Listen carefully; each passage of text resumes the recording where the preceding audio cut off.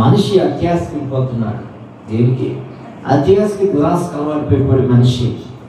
కానీ ఇక్కడ ఆసక్తి ఏమైపోయింది? మనుషులు తగ్గిపోయింది. ఎప్పుడైతే అత్యాశకి, దురాశకు అలవాటు పడిపోయాడో దేవుని యొక్క విషయాలు, ఆత్మ కార్యములందు వాడు ఆసక్తి తగ్గిపోయింది, తీవ్రత తగ్గిపోయింది, వేడి తగ్గిపోయింది, మంట తగ్గిపోయింది, ప్రాంతం తగ్గిపోయింది, సహవాసం తగ్గిపోయింది, అన్నీ తగ్గిపోయినాయి. అన్నీ తగ్గిపోతే ఆటోమేటిక్గా ఇమ్యూనిటీ పవర్ ఏదో పడిపోతుంది. హల్లెలూయా. అర్థమైందా? ఎప్పుడైతే మనలో భక్తి ఎప్పుడైతే తగ్గిపోతుందో, మనలో ఉన్న రోషం తగ్గిపోతుంది, మనలో ఉన్న పౌరుషం తగ్గిపోతుంది, మనలో ఉన్న వ్యక్తిగతమైన ప్రార్థన, విశ్వాసం, ఫెయిత్ అన్నీ కూడా తగ్గిపోతాయి. కారణం ఎందుకు చేస్తారంటారు? ఎప్పుడైతే భక్తి తగ్గిపోతుందో మనలో, హల్లెలూయా, అంటే ఆత్మ సంబంధమే కోరుకోకుండా ఎప్పుడైతే లోక సంబంధమే మనం కోరుకుంటూ ప్రారంభిస్తామో మనలో మనం ఏ దశలోకి వెళ్ళిపోతాం? భక్తిహీన దశలోకి వెళ్ళిపోతాం. ఏ దశ? ప్రస్తుతానికి భక్తిహీన దశలో ఉన్నారు ప్రపంచం అంతా కూడా. హీన దశలోకి వెళ్ళిపోయింది, భక్తిహీన దశ. అంటే భక్తి అంటే తెలియని దశ. భక్తి అంటే ఏంటో అంటే మొదటికి వెళ్ళిపోయారు. మరలా ఎక్కడికి? ఏ స్టేజ్కి?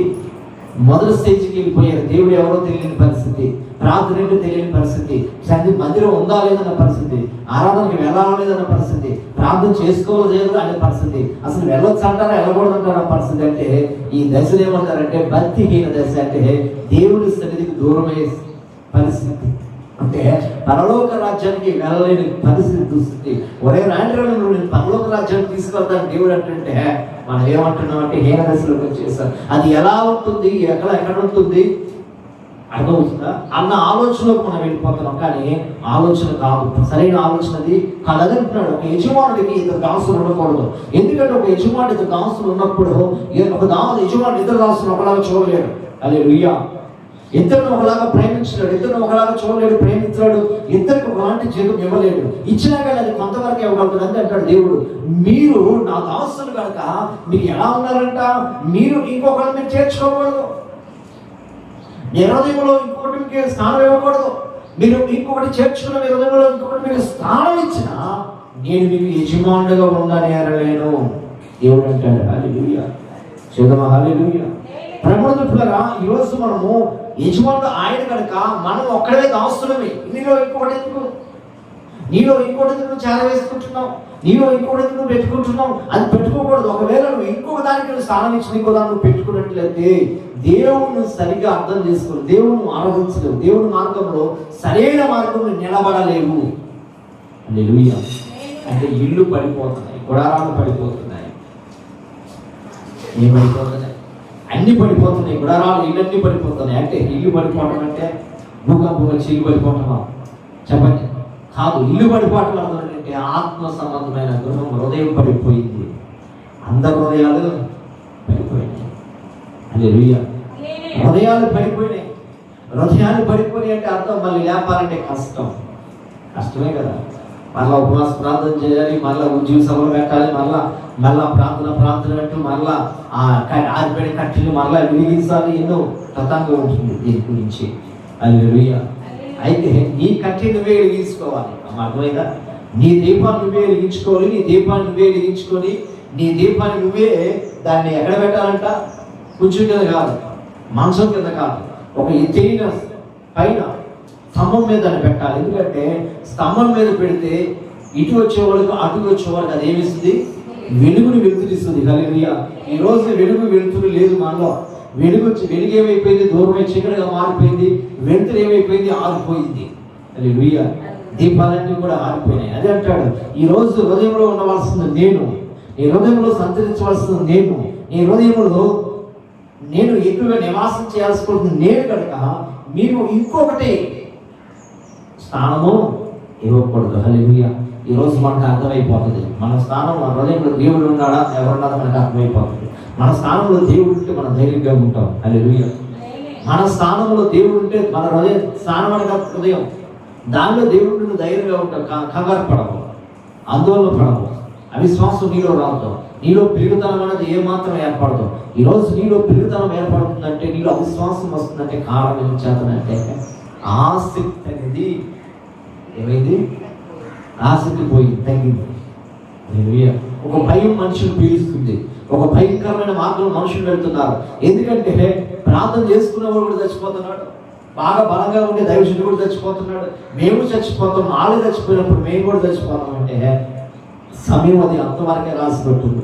ఏదో కరోనా వచ్చి చచ్చిపోవడం కాదు, వాళ్ళకి సమయము చెప్పండి, సమయం వాళ్ళకి అంతవరకే ఉంది. అర్థమైందా? సమయం అంతవరకే, వాళ్ళు మరణాలు వాళ్ళు తెచ్చుకోలేదు, సమయం అంతవరకే ఉంది. కానీ ఆ లిస్టు వచ్చినప్పుడు, ఆ సమయం వచ్చినప్పుడు అంతమంది ప్రాణికులు ఉన్నారు, దేవుడు చనిపోయే మరణించే ప్రాణికులు వారు ఉన్నారు కనుక వారు చనిపోయారు. అవునా కదా? చెప్పండి. మరి కొంతమంది కరోనా రాకుండా చచ్చిపోతున్నారు, వాళ్ళు చచ్చిపోతున్నారు కరోనా రాకుండా. మరి వాళ్ళు అనుకోవచ్చు కదా, అంటే సమయము అంతవరకే ఉందనుకోవాలి. హల్లెలూయా. ఏదో కరోనా వచ్చి అందరూ తీసుకెళ్ళిపోతుంది కాదు, సమయం అంతవరకే. మనిషి యొక్క ఆయుష్ పరిమాణము దేవుడు అంతవరకే ఇచ్చాడు, అంతవరకే ఉంటుంది. హల్లెలూయా. కానీ దాన్ని జాగ్రత్తగా కాపాడుకునేవాడు ధన్యుడు. అర్థమవుతుందా? ఆయుష్ ఇవ్వాలని ఎవరిని అడగాలి? ఎవరిని అడగాలి? దేవుడు బతిమలాడుకోవాలి. అయ్యా నీ చిత్తమైతే నాకు, నీ చిత్తం అడగాలి. ప్రభు నీ చిత్తమైతే నాకు ఆయుష్ ఈ భూమి మీద, నీ చిత్తం లేకపోతే నాకు ఆయుష్ ఉంచదు ప్రభుని వేడుకోవాలి. ఇంకా చదువు 2 తిమోతి రాసిన పత్రిక 2వ అధ్యాయం ఇక్కడ వచ్చినాం. 2 తిమోతి రాసిన పత్రిక 2వ అధ్యాయం చూడమా. 2 తిమోతి రాసిన పత్రిక 2వ అధ్యాయం వచ్చినాం. ఎవడైనాను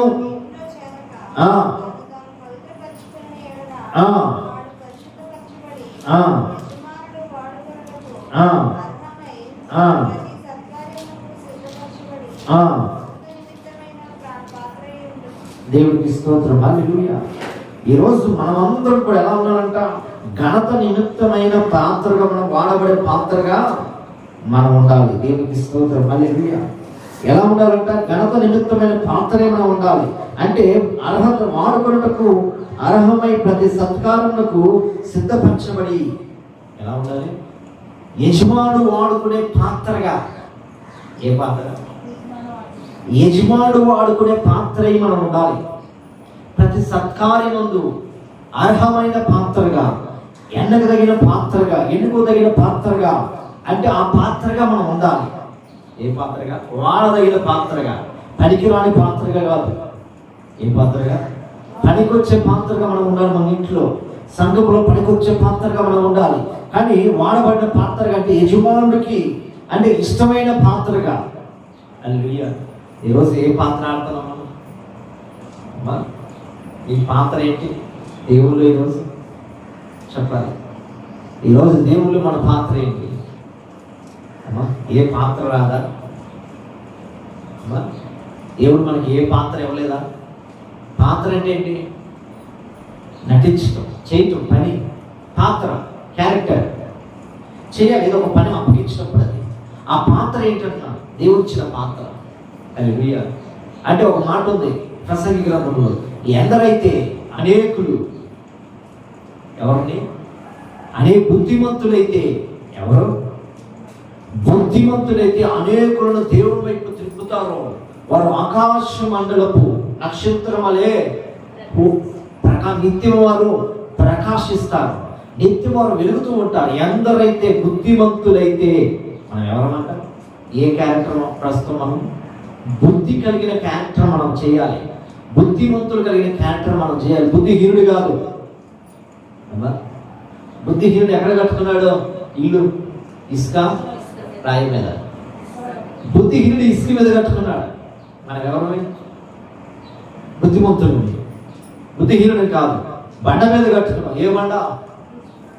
క్రీస్తు అనే బండ మీద మనం కట్టుకున్నాం కనుక, మన పునాది గిట్టుది కనుక, బలము కనుక, మన క్యారెక్టర్ బుద్ధిమంతులైతే ఎందరినైతే ఎక్కడ చెప్పాలి? కొందరేమో బంగారం వైపు తిప్పుతున్నారు, కొందరేమో ఇల్లు వైపు తిప్పుతున్నారు, కొందరేమో ఈ స్థలం కొనుక్కుంటే బాగుండేది కదా, ఈ స్థలం కొనొచ్చు కదా, కొంతమంది స్థలం వైపు తిప్పేస్తున్నారు. కొంతమంది అయితే ఇక్కడ ఉంటే బాగుంటుంది కదా, కొందరైతే అక్కడికి వెళ్తే బాగుంటుంది కదా అని తిప్పుకుంటున్నారు. కానీ ఇక్కడ మొట్టమొదటి మనం చేయవలసింది మన బిడ్డలునే ఎవరి వైపు తిప్పాలి? ఎవరి వైపు? దేవుని వైపు తిప్పాలి. బుద్ధిమంతులైతే, ఇప్పుడు మనకు అర్థమైంది మనం బుద్ధిమంతులమో బుద్ధిహీనుమో. అర్థమైందా? ఎవరమే? ప్రస్తుతానికి క్యారెక్టర్, ఏ క్యారెక్టర్ అర్థం? బుద్ధిహీనుల క్యారెక్టర్, బుద్ధిమంతుల క్యారెక్టర్ కాదు. బుద్ధిహీనత. అంటే బుద్ధిహీనత కలిగినవాడు ఎవరుంటాడు? దేవుని మాట లెక్క చేయ. బుద్ధిహీనత ఎవరుంటాడు? తన బలాన్ని తను అనుభవించుకొని జీవిస్తాడు. తన బలాన్ని బట్టి వాడు విరమిగుతాడు. తనకున్న దాన్ని బట్టి వాడు ముందుకు వెళ్తాడు. కానీ దేవుని బట్టి కాదు అతిశయించేది. వాడు దేని బట్టి? తన శరీర తత్వాన్ని బట్టి వాడు అతిశయించుకుంటూ పోతాడు. హల్లెలూయా. అలా కాదు, ఇక్కడ యజమానుడు వాడుకునే అర్హమైన ప్రతి సత్కారమందు వాడబడే పాత్రగా మనం ఉండాలి. ఈరోజు ఏ పాత్ర అంటే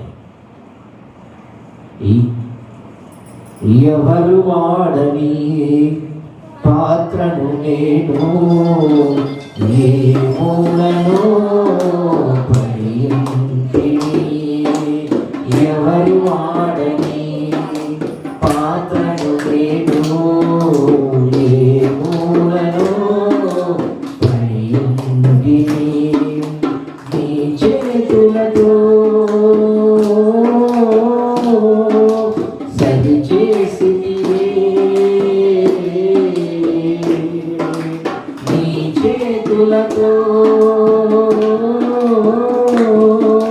సరిచేసితివే,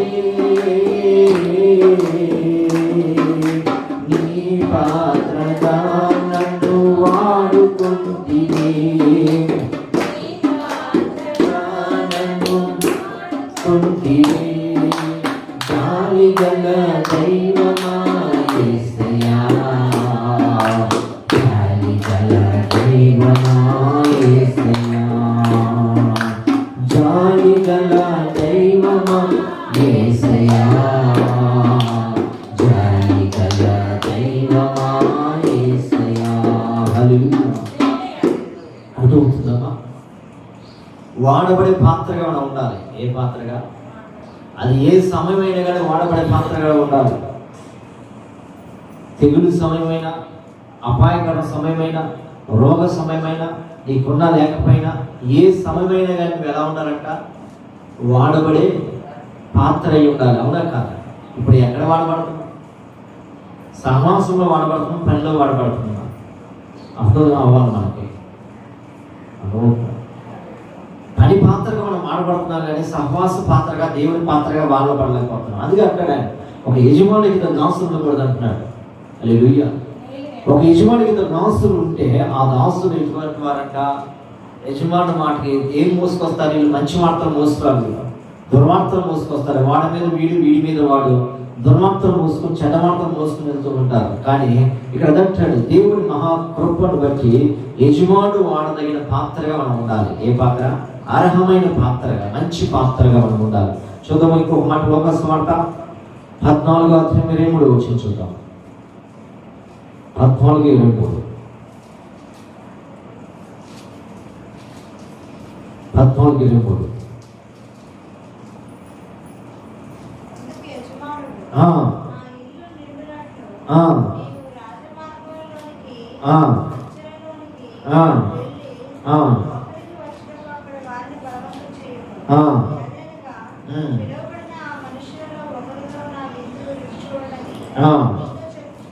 దేవునికి స్తోత్రం. హల్లెలూయా.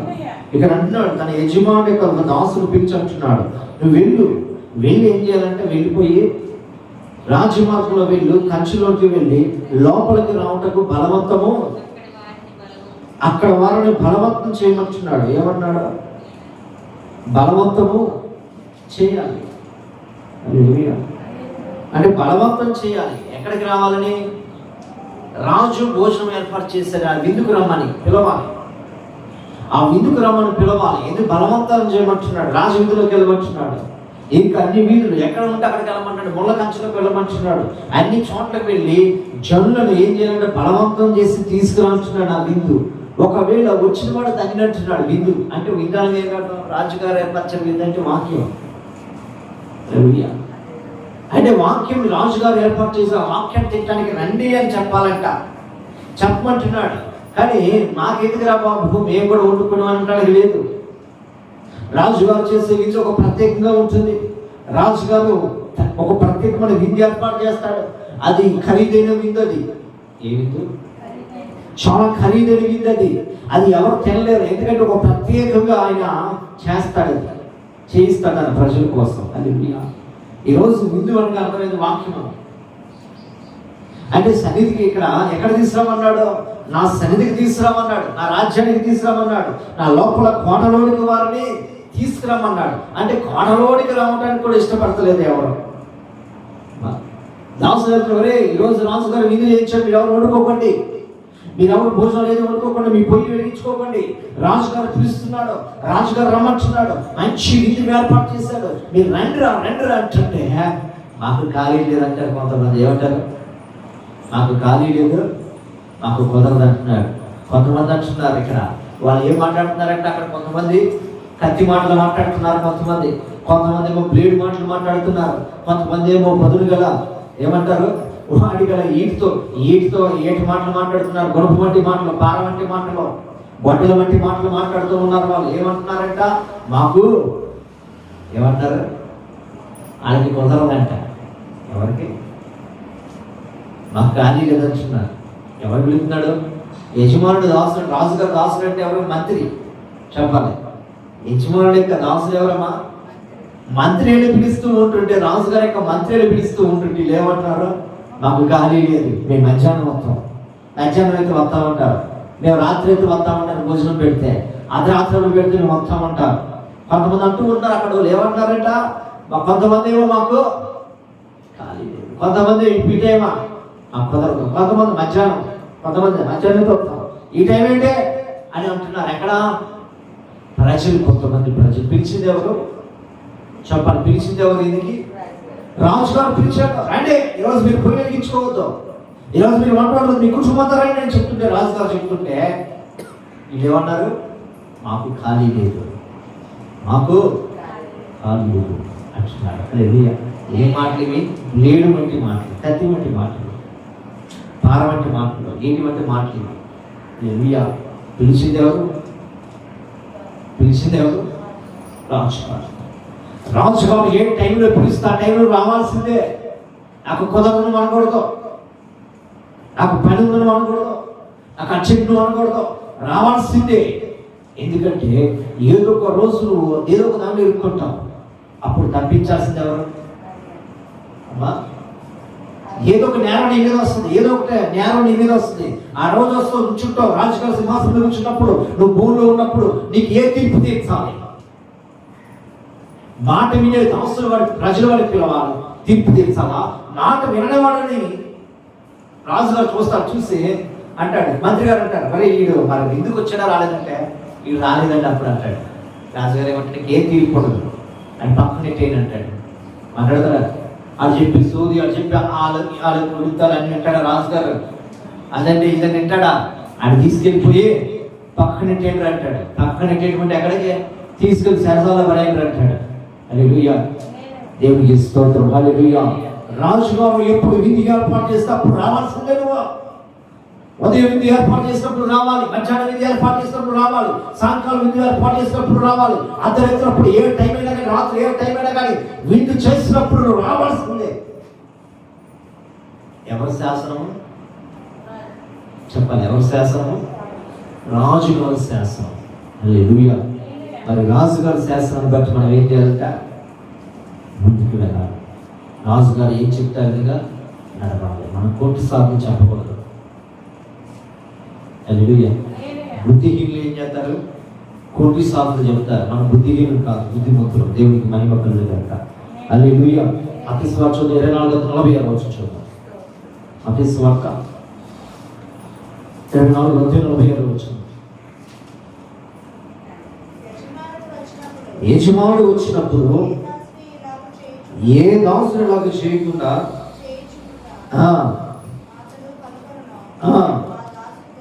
దేవునికి స్తోత్రం. హల్లెలూయా. అంటే యజమానుడు వచ్చినప్పుడు ఇలాగ చేయకుండా, అంటే ఇలాగ చేయకుండా అర్థమైంది? చేయించుట అంటే ఇష్టమైన పాత్రగా. యజమానుడు ఒక పని అప్పచెప్పాడు, ఆ పని ఏం చేయాలి? క్రమంగా మర్యాదగా సక్రమంగా జరిగించాలి. ఆ పని చేయకుండా వాయిదా వేస్తే, ఆ పని చేయకుండా ఆయన చెప్తే నేను చేసేదేంటి అన్న ఆలోచన నీకు వచ్చినట్లయితే, అట్టి వాడు ఎటువంటి వాడు అలా చేయకున్నట్లు, అంటే పాపం చేయకున్నట్లు. ఏం చేయకున్నట్లు? పాపం చేయకున్నట్లుగా వాడు నీతిగా నిక్కచ్చిగా ఉన్నట్లయితే అట్టి వాడు ధన్యుడు. అంటే దాసుడు యజమానుడు ఏ జామున వస్తాడో తెలీదు. ఏ జామున వస్తాడో తెలీదు కనుక ఆయన వచ్చే సమయానికి మెలుగుగా ఉండి ఏ పనికి అప్పచెప్పాడో ఆ పని క్రమంగా మర్యాదగా చెప్పుట, అంటే యజమానుడు వాడుకునే పాత్రగా, ఎన్నుకోదగిన పాత్రగా ఎవరైతే ఉంటారో అట్టి వారు ధన్యులంట. హల్లెలూయా. ఈరోజు మనం ఏ విధంగా ఉన్నాం? ఈరోజు మనం ఎలా ఉన్నాం? యజమానుడు వాడుకునే పాత్రేనా? ఎందుకు ఆయన చేతిలో పాత్రగా ఉన్నావు లేవా? అన్ని పాత్రలు బాగా ఆడతాం. దేవుడి పాత్ర ఆడేసరికి మనకి చాలా ఎందుకు వెనక్కి వెళ్ళిపోతాం. దేవుడి పాత్ర అనేసరికి వెనకబడిపోతాం. దేవుడి పాత్ర అనేసరికి తగ్గిపోతాం. దేవుడి పాత్ర అనేసరికి మన కాళ్ళు, మన అడుగులు ముందు పడవు. అర్థమైందా? అన్ని పాత్రలు బాగానే ఆడతాం. ఎన్ని పాత్రలు? అన్ని పాత్రలు బాగానే ఆడతాం. ఆటలు బాగానే ఆడతాం, పాటలు బాగానే పాడతాం, అన్ని చేత బాగానే ఉంటాయి. అన్ని బాగానే ఉంటాయి. కానీ దేవుడి పాత్ర అనేసరికి వెనక్కి వెళ్ళిపోతాం. ఎందుకు? అంటే బుద్ధి లేని వాడమా, బుద్ధి కలిగిన వాళ్ళమా? బుద్ధి లేని వాళ్ళమా, బుద్ధి కలిగిన వాళ్ళమా? చెప్పాలి. అంటే ప్రస్తుతానికి బుద్ధి లేని పాత్ర అంటుంది, బుద్ధి కలిగిన పాత్ర కాదు. ఇక్కడ ఒక వ్యక్తిని పరిచయం చేస్తాను. కొలెస్ట్రాల్ రాసిన పత్రిక 4:12 చూద్దాం. కొలెస్ట్రాల్ రాసిన పత్రిక 4:12 4:12. నీలో ఒకడును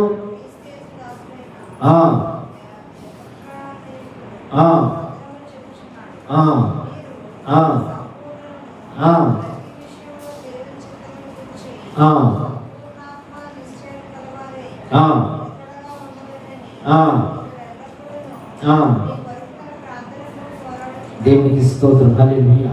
ఇతని పేరు ఎపఫ్రా. ఎపఫ్రానుగా ఉత్సాహమైన వాడు, చాలా ఉత్సాహంగా ఉంటున్నాడు మందిరంలో. ఎలాగంటున్నాడు? పౌలుతో పాటు సేవ చేసిన వాడు, పౌలుతో పాటు జైల్లో శిక్ష అనిపించిన వాడు ఈ వ్యక్తి, శిష్యుడు ఎపఫ్రా. ఉత్సాహమైన వాడు, చాలా పోరాటం కలిగిన వాడు. ప్రార్థనలో ఒక సంఘం కొరకు పోరాటం చేస్తున్నాడు. ఏంటి సంఘం అంటే? కొలస్సీ సంఘం కొరకు. ఏ సంఘం? కొలస్సీ సంఘం కొరకు, సంఘ సభ్యుల కొరకు ఇక్కడ ఏం చేస్తున్నాడు? పోరాడుతున్నాడు. ఆనాడు యాకోబు ఏ విధంగా అయితే యాకోబు పోరాటం చేశాడో, ఏ పోరాటం? యాకోబు ఎబ్బోకు రేవద దేవుడితో ఏ విధంగా పోరాడి గెలిచాడో, అదేవిధంగా ఇక్కడ ఎపఫ్రా కూడా చాలా పోరాడుతున్నాడు. సంఘం కొరకు పోరాడుతున్నాడు, సంఘ అభివృద్ధి కొరకు పోరాడుతున్నాడు, విశ్వాసం కొరకు పోరాడుతున్నాడు, సంఘ క్షేమాభివృద్ధి కోసం పోరాడుతున్నాడు. హల్లెలూయా. అంటే ఎలా ఉన్నాడు? ఒక సంఘ నాయకుడికి, వినండి, పౌలుకి సంఘ నాయకుడు అనుకుందాం, నాయకుడికి అదేవిధంగా విశ్వాసులు ప్రజలకి మధ్యలో ఒక వారధిగా ఉన్నాడు. ఎలా ఉన్నాడు? ఒక వారధిగా ఉన్నాడు. అంటే వారధి అంటే చెప్పాలి. వారధి అంటే ఏమంటారు దాన్ని? ఒత్తిడి. ఏమంటారు? వారధి ఒత్తిడిలాగా ఉంటాడు. ఒక ఒత్తిన అంటే నడవడానికి మార్గం, దాని మీద వెళ్ళడానికి. ఈరోజు మనం కూడా సంఘానికి ఒత్తిడిలాగా ఉండాలి. హల్లెలూయా. మన ఒత్తులు ఎప్పుడు పడిపోకూడదు, మన ఒత్తులు ఎప్పుడు కూలిపోకూడదు. ఒక వ్యక్తి నిలబెట్టే వ్యక్తిగా మనం ఉండాలి, ఒక వ్యక్తిని ధైర్యపరిచే వ్యక్తిగా మనం ఉండాలి, ఒక వ్యక్తిని వెనతట్టి ముందు నడిపించే వ్యక్తిగా ఉండాలి. హల్లెలూయా. ఎంతమందిని ధైర్యం చెప్తున్నాం ఈరోజు? ఎంతమందిని బలపరుస్తున్నావు? ఎంతమంది తప్పిపోతుంటే ఎంతమంది నువ్వు హెచ్చరిస్తున్నావు ఈరోజు? హెచ్చరించాలి. అలా మాట్లాడకూడదు, అలా వ్యంగ్యంగా ఉండకూడదు, అలా జీవించకూడదు. ఏం చేయాలి? హెచ్చరించాలి, బుద్ధి చెప్పాలి. హెచ్చరించాలి, బుద్ధి చెప్పాలి. ఏం హెచ్చరిస్తున్నావు ఈరోజు? ఏం బుద్ధి చెప్తున్నావు? ఇతను ఎలా ఉన్నాడంట? చాలా పోరాడేడు. హల్లెలూయా. అంటే పౌలుతో పాటు జైలు కూడా శిక్ష విధించిన వాడు ఎపఫ్రా. అంటే ఉత్సాహమైన వాడు. ఏ కార్యములందు? చెప్పాలి. ఏ కార్యములందు? దేవుని కార్యములందు. హల్లెలూయా. ఏ కార్యము? దేవుని కార్యములందు ఉత్సాహం కలిగిన వాడు. ఈరోజు మనం ఏ కార్యములందు ఉత్సాహంగా ఉంటున్నాం? లోకపరమైన కార్యములందు ఉత్సాహం కలిగి ఉంటున్నావా? ఆత్మీయ కార్యములందు ఉత్సాహం కలిగి ఉంటున్నావా? అతను పోరాడుతున్నాడంటే నిత్యము మోకాలు ప్రార్థనతో, నిత్యము పోరాడుతున్నాడు, నిత్య ప్రార్థనతో, నిత్యము ఉపవాసంతో, సంఘర్షమే క్షమాభివృద్ధి కొరకు, దేవుని పరిచయం విస్తరించాలని, నశించిపోతున్న ఆత్మను దేవుని స్థితికి నడిపించాలని, ఆత్మలను నడుచున్న అగ్నిగుణంలోకి వెళ్తున్న ఆత్మలను బయటికి రాగాలని చాలా ఉత్సాహం కలిగిన వారంటే ఎవరు? ఎపఫ్రా అనే వ్యక్తి. హల్లెలూయా, హల్లెలూయా. అటువంటి వ్యక్తి ఉత్సాహంగా ఉన్నాడు. ఈరోజు మనం అన్ని విషయాలు ఉత్సాహంగా ఉంటాం. పెళ్లి జరుగుతుందంటే ఉత్సాహంగా ఉంటాం, ఎక్కడైనా కార్యక్రమం జరుగుతుందంటే ఉత్సాహంగా ఉంటాం, అన్ని విషయాలు ఉత్సాహంగా ఉంటాం. మరి దేవుని విషయం ఎందుకు ఉత్సాహం కనపడుతుంది? ఆత్మ నడిపించే విషయం ఎందుకు ఉత్సాహం కనపడుతుంది? ప్రార్థన చేసుకోవడం విషయం ఎందుకు ఉత్సాహం కనపడలేదంటే ఆసక్తి లేదన్నమాట. ఏమిలేదు, మొట్టమొదటిగా ఏమిలేదు, మనలో ఆసక్తి లేదు. హల్లెలూయా. ఎటువంటి వారం అంట? ఆసక్తి లేదు. గాలిపటం గాలి ఎటు తీస్తాడు పోతుంది. గాలిపటం చెప్పాలి, గాలి ఎటు తీస్తే అదే పోతుంది గాలిపటం. మన పరిస్థితి అలాగే ఉంది. మనకి ఇష్టమైన చోటకల్లా ఊగిపోతున్నాం, ఇష్టమైన చోటకల్లా వెళ్ళిపోతున్నాం, ఇష్టమైనవన్నీ తినేస్తున్నాం, ఇష్టమైనవి తిరిగేస్తున్నాం, ఇష్టమైనవి ఆడేస్తున్నాం, ఇష్టమైనవి చేసుకుంటూ పోతున్నాం. దానివల్ల నీలో ఉన్న ఆసక్తి ఏమైపోయింది? తగ్గిపోయింది. ఆసక్తి లేదు. హల్లెలూయా. ఆసక్తి లేదు. సంఘంలో ఏమేమి సంఘాలు? సంఘం అయితే ఆసక్తిగానే ఉంది, కానీ సంఘం ఉన్న విశ్వాసులు ఆసక్తి లేదు. ఒకవేళ బతుకుంటే బాటాన్ని నమ్ముకోవచ్చు, ఒకవేళ బతుకుంటే ఏదో శనగిందలో ఏం అమ్ముకోవచ్చు, లేకపోతే అడుక్కొని బతుకొస్తాను, లేకపోతే పాస్ పని చేసుకొని బతుకొస్తాను. ఎప్పుడు బతుకుంటే అమ్మా ఏముంటే బతుకుంటే అనుకుంటున్నారు. హల్లెలూయా. అంటే బ్రతుకుంటూ అనుకుంటున్నారు. మరి బ్రతుకున్నట్టుగా చేసుకున్న దేవుణ్ణి మర్చిపోతున్నారు, బ్రతుకున్నట్లుగా చేస్తున్న దేవుణ్ణి మర్చిపోతున్నారు, బ్రతికించిన దేవుణ్ణి మర్చిపోతున్నారు, బ్రతుకు నేర్పిస్తున్న దేవుణ్ణి మర్చిపోతున్నారు. ఎంత విడ్డూరము, ఎంత విచారకరం. హల్లెలూయా. అంటే మనుషులు ఏం తగ్గిపోయింది? ఆసక్తి తగ్గిపోయింది, తీవ్రత తగ్గిపోయింది, పట్టుదల తగ్గిపోయింది, అన్నీ తగ్గిపోయింది. దాన్ని బట్టి వారు వంకరగా టిక్కరగా మాట్లాడుతున్నారంటే అప్పుడు మనం అర్థం చేసుకోవచ్చు వీళ్ళకి ప్రార్థన తగ్గిందని, భారం తగ్గిందని. ఎలాగా? బ్లేడ్ మాటలు మాట్లాడితే, వంకర మాటలు మాట్లాడితే, పొదును మాటలు మాట్లాడుతుంటే వీళ్ళు చల్లారిపోయి అడిచి కూర్చున్నాడు అనుకోం. ఎక్కడ? లోపల ఆడ సిస్టర్స్కి ఏదో కాళికా దేవులాగా వచ్చి కూర్చున్నాడు అనుకోం. లోపల అవన్నీ తరుచుకో, ఇదేదో తేడా మనిషి అని అనుకో. హల్లెలూయా. అలా కాదు, అలాగ మనము ఉండకూడదు. ఎలా ఉండాలంట? ఆత్మీయత తీవ్రత కలిగి ఉండాలి, ప్రార్థనలో వెలుగు కలిగి ఉండాలి. ఏ దాసులైతే వెలుగు కలిగి ఉంటాడో యజమానుడు వచ్చే సమయానికి అటివాడు ధన్యుడు, అటివారు ధన్యుడు. వెలుగు అంటే ఏ సమయం పిలిస్తే ఆ సమయానికి వచ్చి మోకరించి అనుభూనికుండా, ప్రార్థించి అనుభూనికుండా, సువార్త చాటు చెప్పి అనుభూనికుండా, నీ ఇంటి వారు రక్షించుకుని అనుభూనికుండా, అనేక మందికి బలపరిచే మాటలు చెప్పి అనుభూనికుండా, అనేక మందికి భయపడదని చెప్పి అనుభూనికుండా, ఏది కావాలని చెప్పి ధైర్యం నీలో ఉండాలి. దేన్ని బట్టి? ఆసక్తిని బట్టి ఉంటుంది. హల్లెలూయా. దేన్ని బట్టి? మనం ఏ టైప్ అంటే చలారిపోయి కట్టి తీసుకెళ్ళి నీళ్ళు పోసే రకం, అది చలారిపోతుంది తీసుకెళ్ళిపోయి మళ్ళీ ఏం చేస్తాను ఇంకా నీళ్ళు చల్లే రకం. అలా మనం ఉండకూడదు. హల్లెలూయా. మనం ఎవరిని? దేవుని బిడ్డలం కనుక, దేవుని ఎదిగిన వారం కనుక, దేవుని నుంచి చూచిన వారం కనుక మనం ఆ విధంగా ఉండకూడదు. ప్రార్థన చేసుకోండి, కళ్ళు మూసుకొని తల ఉంచండి. దేవుని మాటలు జీవించుకున్నాక ఆమేన్. ఈరోజు నీ ఆత్మీయ స్థితి ఏ విధంగా ఉంది? ఏ విధంగా నడుచుకోవాలనుకుంటున్నావు? ఏ విధంగా ముందుకు వెళ్ళాలనుకుంటున్నావు? నీ పరిస్థితిని బట్టి వాక్యం ఉన్న ప్రియ దేవుని జనాంగమా, దేవుడి మాటలు వింటున్న ప్రియ దేవుని జనాంగమా, నీలో ఆసక్తి తగ్గిపోయింది, కళ్ళు మూసుకున్నావు.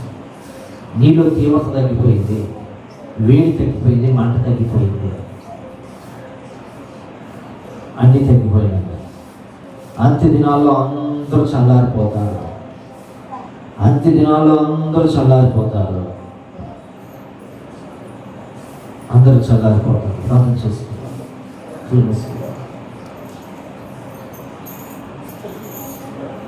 అంత్య దినంలో అందరూ చల్లారిపోతారు. అందరికీ ఆసక్తి తగ్గిపోతుంది. అందరూ వెనకబడిపోతారు, అందరూ వెనక్కి వెళ్ళిపోతారు.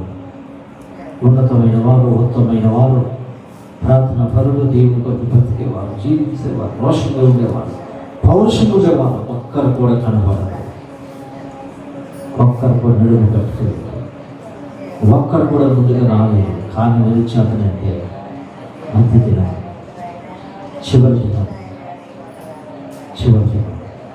అంత్య దినం అందరూ ప్రార్థన చేస్తున్నారు. ఈరోజు ఏ దినంలోనూ ఉన్నావు, ఏ గడియలోనూ ఉన్నావు, గమనించుకో.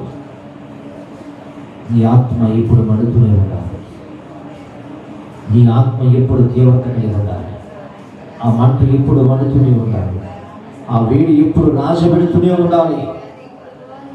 ఎప్పుడు నువ్వు చల్లారిపోకూడదు, ఎప్పుడు నువ్వు వెనక్కి వెళ్ళకూడదు, ఎప్పుడు వెనకబడిపోకూడదు.